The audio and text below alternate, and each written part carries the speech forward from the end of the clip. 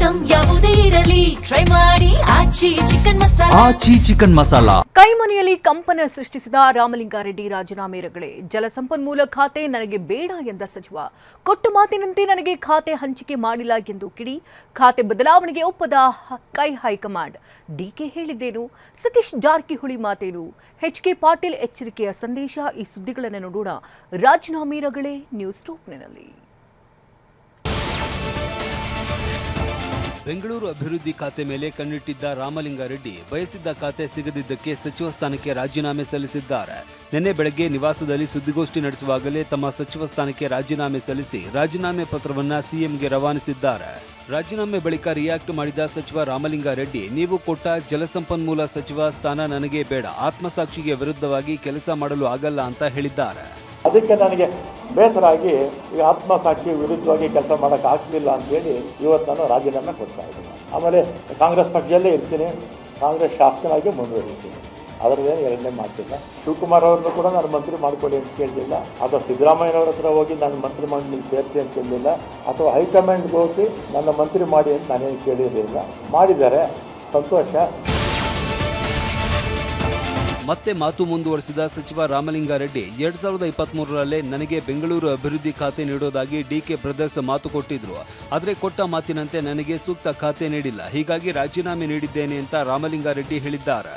ನಮ್ಮ ಈಗಿನ ಮುಖ್ಯಮಂತ್ರಿಗಳು ಯಾರು ನಮ್ಮ ಶಿವಕುಮಾರ್ ಅವರು ಮತ್ತು ಅವರ ಸಹೋದರ ಡಿ.ಕೆ. ಸುರೇಶ್ ಇವರೆಲ್ಲ ನಮ್ಮ ಮನೆಗೆ ಬಂದು 2.5 ವರ್ಷ ಆದಮೇಲೆ ನಾನೇ ಚೀಫ್ ಮಿನಿಸ್ಟರ್ ಆಗ್ತೀನಿ, ಆಗ ನಿನಗೆ ಈ ಪೋರ್ಟ್ಫೋಲಿಯೋ ಬಿಟ್ಕೊಡ್ತೀನಪ್ಪ ಅಂತ ನಾನು ಸಾಯಂಕಾಲ 4 ಗಂಟೆವರೆಗೂ ಇದ್ರು ನಮ್ಮ ಮನೇಲಿ, ಅಲ್ವೇನಪ್ಪ? ಸಂಜೆ 4 ಗಂಟೆವರೆಗೂ ನಮ್ಮ ಮನೇಲಿ ಇದ್ರು. ನೀವು ಮಾಧ್ಯಮದವರೆಲ್ಲ ಇದ್ದೀರ, ಅವತ್ತು ಎಲ್ಲ ನಮ್ಮ ಮನೆ ಮುಂದೆನೇ ಇದ್ದರು.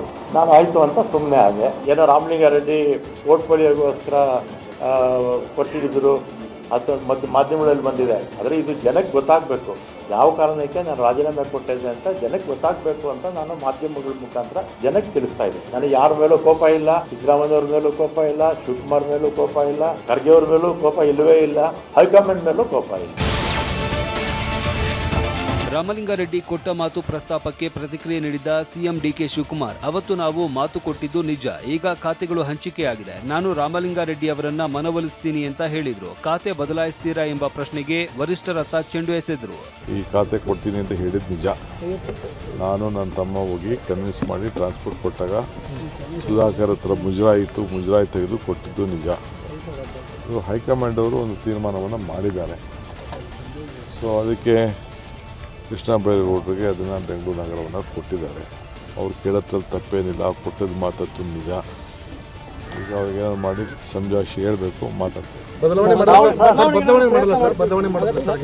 ಏನೇ ಮಾಡಿದ್ರೂ ನಮ್ಮ ಪಕ್ಷದ ವರಿಷ್ಠರು ಬಿಟ್ಟು ನಾನು ಮಾತಾಡೋಕ್ಕಾಗಲ್ಲ. ರಾಮಲಿಂಗಾರೆಡ್ಡಿ ಖಾತೆ ಬದಲಾವಣೆಗೆ ಹೈಕಮಾಂಡ್ ನಿರಾಕರಣೆ ಮಾಡಿದೆ. ರಾಮಲಿಂಗಾರೆಡ್ಡಿಗೆ ಬೆಂಗಳೂರು ನಗರಾಭಿವೃದ್ಧಿ ಖಾತೆ ನೀಡೋದಕ್ಕೆ ಹೈಕಮಾಂಡ್ ಒಪ್ಪಿಲ್ಲ. ಒಂದು ವೇಳೆ ರಾಮಲಿಂಗಾರೆಡ್ಡಿ ಅವರ ಖಾತೆ ಬದಲಾವಣೆ ಮಾಡಿದರೆ ಹೈಕಮಾಂಡ್ ಒಬ್ಬರಿಗೆ ಸ್ಪಂದಿಸಿದ್ರೆ ಇತರೆ ಸಚಿವರಿಂದ ಒತ್ತಡ ಬರುವ ಆತಂಕ ಹೈಕಮಾಂಡ್ಗೆ ಕಾಡ್ತಾ ಇದೆ. ಹೀಗಾಗಿ ರಾಮಲಿಂಗಾರೆಡ್ಡಿ ಮನವೊಲಿಸುವಂತೆ ಡಿಕೆ ಶಿವಕುಮಾರ್ಗೆ ಸೂಚನೆ ಕೊಟ್ಟಿದ್ದಾರೆ.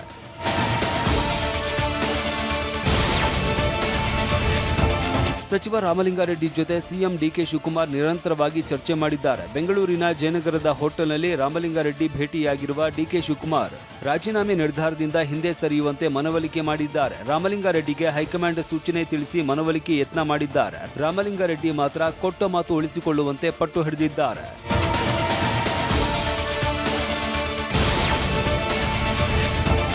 ರಾಮಲಿಂಗಾರೆಡ್ಡಿ ರಾಜೀನಾಮೆ ವಿಚಾರವಾಗಿ ಮಲ್ಲಿಕಾರ್ಜುನ ಖರ್ಗೆ ಅಷ್ಟಾಗಿ ರಿಯಾಕ್ಟ್ ಮಾಡಿಲ್ಲ. ಮಾಧ್ಯಮದವರು ಕೇಳಿದ ಪ್ರಶ್ನೆ ಅದೆಲ್ಲವನ್ನು ಸಿಎಂ ಡಿಕೆ ಶಿವಕುಮಾರ್ ನೋಡಿಕೊಳ್ತಾರೆ ಅಂತ ಹೇಳಿದ್ರು.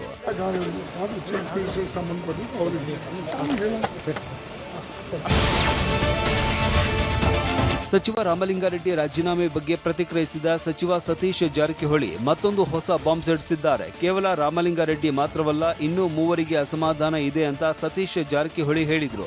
ಇತ್ತ ಎಚ್.ಕೆ. ಪಾಟೀಲ್ ಮಾತನಾಡಿ, ಇದು ಸರ್ಕಾರಕ್ಕೆ ಎಚ್ಚರಿಕೆ ಗಂಟೆ ಅಂತ ಖಡಕ್ ಮೆಸೇಜ್ ಪಾಸ್ ಮಾಡಿದ್ದಾರೆ. ಸಂತೋಷ ಇಲ್ಲ ಅಥವಾ ದುಃಖನೇ ಇಲ್ಲ. ಸಂತೋಷ ಇಲ್ಲ ಅಂದ್ರೆ ಸಣ್ಣ ನೋವಿದೆ ಅಂತ ಇಲ್ಲ, ಹಂಗೇನಿಲ್ಲ. ಇದ್ದೇ ಇರ್ತದೆ, ಎಲ್ಲರಿಗೂ ಇದ್ದೇ ಇರ್ತದೆ. ಪ್ರಮೋಷನ್ ಆಗಬೇಕು, ಹೆಚ್ಚಿನ ಹುದ್ದೆಗೆ ಹೋಗ್ಬೇಕಂತ ಎಲ್ಲರೂ ಆಸೆ ಇರ್ತದೆ. ಸೊ ಒಂದು 2-3 ಮಂದಿಗೆ ಅಸಮಾಧಾನ ಇದೆ, ಇಲ್ಲಂತಿಲ್ಲ. ಒಂದು ರೀತಿ ಮ್ಯಾಸಿವ್ ವೇಕಪ್ ಕಾಲ್ ಇದು. ದಯಮಾಡಿ ಸಂಬಂಧಪಟ್ಟಂಥ ನಾಯಕರುಗಳು ಈ ವಿಚಾರವಾಗಿ ಗಂಭೀರವಾದ ಗಮನ ಹರಿಸಲಿ. ರಾಮಲಿಂಗಾರೆಡ್ಡಿ ರಾಜೀನಾಮೆ ವಿಷಯ ದೊಡ್ಡದಾಗ್ತಾ ಇದ್ದಂತೆ ಖುದ್ದು ಕೈ ನಾಯಕರು ಅಖಾಡಕ್ಕೆ ಇಳಿದು ಡ್ಯಾಮೇಜ್ ಕಂಟ್ರೋಲ್ಗೆ ಮುಂದಾದ್ರು. ಪ್ರಿಯಾಂಕ್ ವರಿಷ್ಠರು ನೋಡ್ಕೊಳ್ತಾರೆ ಅಂದ್ರೆ ಕೆಪಿಸಿಸಿ ಅಧ್ಯಕ್ಷ ಬಿಕೆ ಹರಿಪ್ರಸಾದ್ ಸಮಸ್ಯೆ ಸರಿ ಮಾಡ್ತೇವೆ ಅಂದ್ರು. ಬೇಳೂರು ಗೋಪಾಲಕೃಷ್ಣ ಮಾತ್ರ ಅವರು ಕೇಳಿದ ಖಾತೆ ಕೊಡಲಿ ಅಂತ ಹೇಳಿದ್ದಾರೆ. ಸರ್, ಏನೇ ಇದ್ರೂ ನಮ್ಮ ವರಿಷ್ಠರು ತೀರ್ಮಾನ ತಗೋತಾರೆ, ಕರೆದು ಮಾತಾಡ್ತಾರೆ. Is a very important person for the Congress. Ramalinga Reddy ಅವರು ಕಾಂಗ್ರೆಸ್ ಪಕ್ಷದ ಹಿರಿಯ ನಾಯಕರಿದ್ದಾರೆ, ಮಾತಾಡ್ತೀನಿ, ಅವ್ರ ಜೊತೆ ಮಾತಾಡಿ ರಾಮಲಿಂಗಾರೆಡ್ಡಿ ಅವರಿಗೆ ಏನಾದರೂ ಯಾವ ರೀತಿಯಾಗಿ ಅದನ್ನು ಬಗೆಹರಿಸ್ಕೋಬೇಕು ಅದು ಮುಖ್ಯಮಂತ್ರಿಯವರು ಖಂಡಿತ ಇತ್ಯರ್ಥ ಮಾಡ್ತಾನೆ ಅನ್ಕೊಂಡಿದ್ದೀನಿ. ಯಾಕಂದರೆ ಕೊಡೋದು ಕೊಡಲಿ ಬಿಡಿ, ಅದಕ್ಕೆ ಅವ್ರು ಏನು ಕೇಳಿದ್ರು ಅದೇನು ಕೊಡೋದು ಒಳ್ಳೇದು, ಎಲ್ಲದೂ ಈಡೇರ್ಸೋಕ್ಕಾಗಲ್ಲ. ಕಾಂಗ್ರೆಸ್ ಮನೆಯಲ್ಲಿನ ಖಾತೆ ಕ್ಯಾತೆ ಬಿಜೆಪಿ ನಾಯಕರ ವಾಕ್ಸಮರಕ್ಕೆ ಭೂರಿ ಭೋಜನ ಸಿಕ್ಕಂತಾಗಿದೆ. ಸಿದ್ದರಾಮಯ್ಯ ಆಟ ಶುರು ಮಾಡಿದ್ದಾರೆ, ಡಿಕೆ ಹಿಟ್ ವಿಕೆಟ್ ಆಗಿದ್ದಾರೆ ಅಂತೆಲ್ಲ ಕುಟುಕಿದ್ದಾರೆ. ಮೊದಲನೆಯ ವಿಕೆಟ್ ಪತನ ಆಗಿರುವಂಥದ್ದು, ಒಬ್ರಿಗೊಬ್ರು ಕಾಲು ಎಳೆಯೋದ್ರಲ್ಲೇ 2 ವರ್ಷ ಕಳೀತಾರೆ.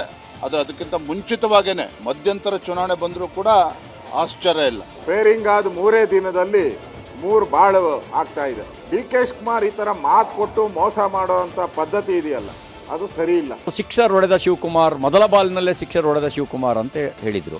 2ನೇ ಬಾಲಲ್ಲಿ ಹಿಟ್ ವಿಕೆಟ್ ಆಗಿದೆ. ಸಿದ್ದರಾಮಯ್ಯನವರು ತಾವು ಅತ್ಯಂತ ಸೂಕ್ಷ್ಮವಾಗಿ ನಾವು ರಾಜೀನಾಮೆ ಕೊಟ್ಟೇವೆ ಅಂತ ಒಳ್ಳೆ ಹೆಸರನ್ನು ತೆಗೆದುಕೊಂಡು ಈಗ ಹಿಂದಿನಿಂದ ಈ ಆಟ ಆಡಕ್ಕೆ ಶುರು ಮಾಡ್ಯಾರ.